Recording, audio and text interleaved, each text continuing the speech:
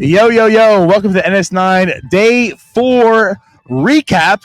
I'm Anthony Dorado, live at LECOM Park. Here with me is, of course, Cody Holman, El Gato. El Gato, what's up, my man? What's up? Having a good time down here. Sad it's our last day, but it was a great game to catch. I mean, we had a little bit of offense, not a ton, but good game altogether. We had enough, and that's all you need. Hey, with this pitching staff, you just need a little bit of offense to give you some wins. That's what the Pirates did today in a spring training game. The Pirates do defeat the Tampa Bay Rays 3-2. Cody, how you feeling? I feel great, and you brought up the fact that we just need a little bit of offense with this pitching staff. That's really what today felt like. It really did. Yeah. It really did. It was a preview, in my opinion. Mitch Keller took the mound today, pitched 3 scoreless innings, looked pretty efficient. The dope was in high effect today. Get ready for the dope report. Get ready for the dope report. But before we go any further, let me, of course, let you all know BetOnline is the world's most trusted betting platform and your number one source for online betting in 2025. Whether you're a seasoned fan or a first-time bettor, BetOnline is your ultimate game day companion. With the largest selection of odds on everything from NBA to college basketball to the NHL and UFC, BetOnline continues to be the number one sports betting pro source. From everything three-pointer to hat trick, BetOnline has you covered with odds, stats, and more on every game, every play, every win. BetOnline, the game starts here. Cody? I can't wait for those to have baseball things in them because baseball's right around the corner. It's coming. I'm itching for it now. Before we go any further, I just have to give a shout-out. The Marauders, Pirates, whoever it is, playing the music, such great hits going on. I've been vibing the entire time with the music being played here.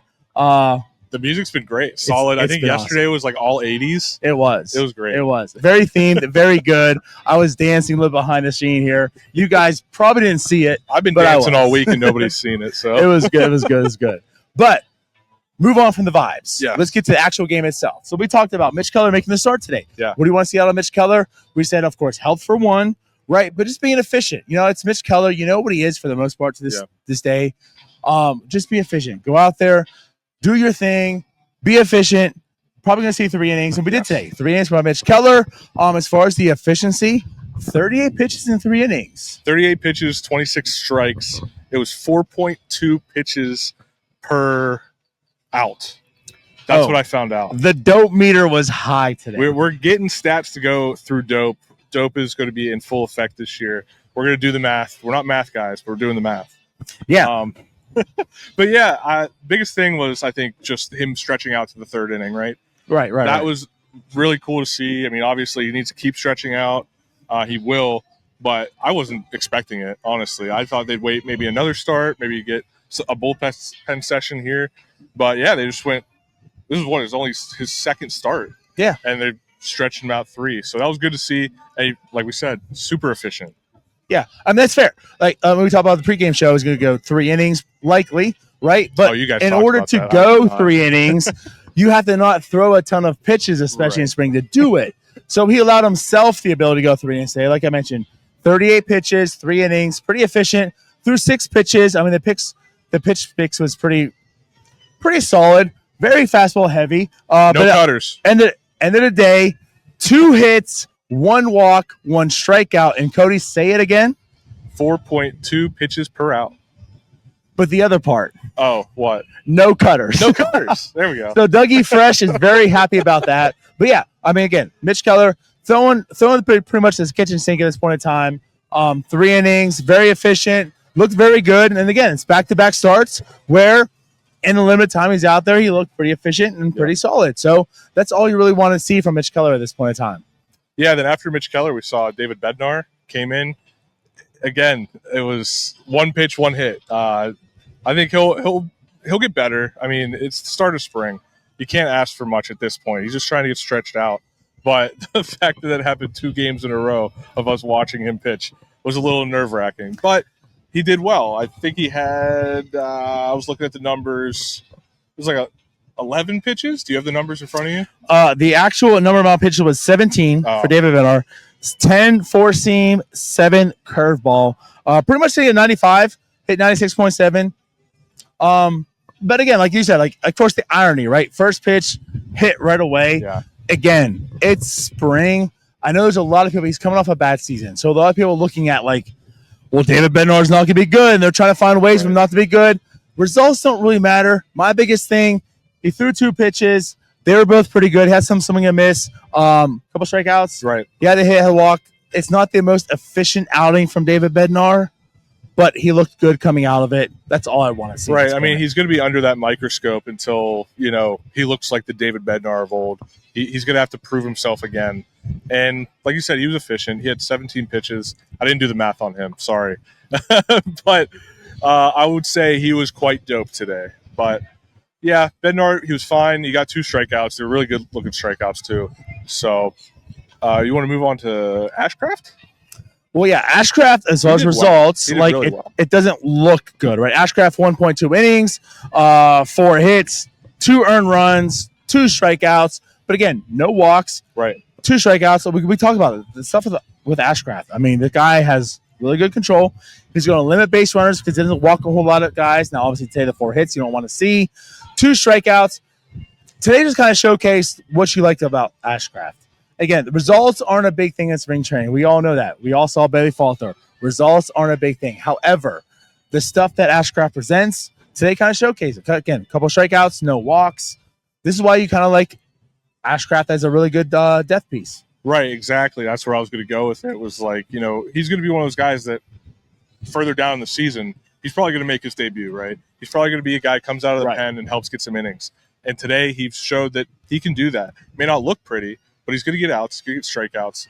He's going to get the job done. So I really like seeing that from Ashcraft. Yeah. Colin Horderman came in as well. He pitched a clean inning, hit, strikeout. Pretty efficient, 18 pitches. He threw 4 pitches. I mean, just Colin Horderman had a really good year last year outside of the terrible stretch. That one. So, again, this spring, you're just kind of looking to see if he's going to come in here healthy. That's not what he did last year. Right, so again, solid outing for Horderman as well. Let's get to the offense now. Yes. So we talked about beginning the show, Tommy Pham leading off, and it's kind of interesting. Andrew McCutchen, right, kind of led off most of his tenure in the Pirates. Right, he's back. He's came in the lineup twice. Tommy Pham started. Tommy Pham led off, 2 walks, stolen base. If Tommy Pham's gonna be a leadoff hitter, that's what you want to see. So. Good game from Tommy Pham? Yeah, great game from Tommy Pham. It seems like the manager may have heard what McCutchen said about leading off on foul territory. He likes hitting there, but once he's on base, he doesn't want to run. No. So they're not going to put him there, it seems. But Tommy Pham's doing a great job. That's all you can ask for a guy in the leadoff spot is to get on base. Yeah, and actually, where we're standing, he hit. Oh, yeah, hit right the ball. there. So, close to a home run to lead off the game as well. Yes. But, yeah, good thing for Tommy Pham. Brian Reynolds, I mean, you want to see a good offensive year from Brian Reynolds. He did what he did do today. 2 hits today. Also a stolen base. A nice, solid Brian Reynolds game. But I want to talk about IKF. Yes. We did talk about pregame as well. IKF came in here, had a nice hit. He looked pretty good at the plate. This is what you need IKF to do. He needs to be a solid contributor. Doesn't mean the guy, but he needs to be better than just the utility player. Right. IKF as the starting shortstop. Yeah, IKF looks great. In the middle of the infield today, got the offense started, right? Yeah. You had Nick Gonzalez had a good game. Gonzalez, Nicky G got a double up the third baseline. That stash is looking so crisp. Oh, it's the best stash on the team. Vibes. Now that Skeen's got a beard, yeah. I'd move over. Nick Gonzalez, he's stash of the day, stash of the year so far. But yeah, that hit and then IKF coming right up, and that's what you need. That's what's going to happen this season, I feel like, is you're going to have a lot of doubles, singles, scoring guys. You're not going to have a lot of power. Jim actually said this earlier. This team didn't look like they had a lot of power even in batting practice. Nobody's really smacking the ball. They're looking for base hits, and that's been apparent so far. Yep. So if you're not hitting the ball over the wall, hit the ball where they ain't and get on base, and that's kind of what they did today. Again, not a ton of offense. Pirates still win 3-2. And I guess lastly, just to touch on it, because again, Brian Hayes, not the greatest game as far as stats-wise. Yeah. Had the hardest hit in the game. Right up the middle. That's what you're seeing out of Brian Hayes. It's not pulling the ball so much. He's making solid contact, hitting the ball very hard still.